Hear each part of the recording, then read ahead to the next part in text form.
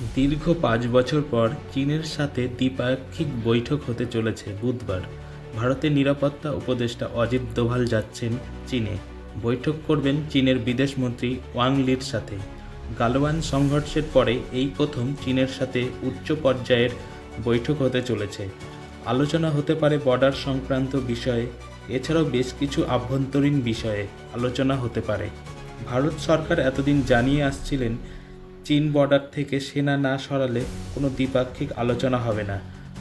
কয়েক মাস আগে চীন নিয়ন্ত্রণ রেখা থেকে সেনা সরিয়ে নেয়, তারপরে এই বৈঠকে রাজি হয় ভারত।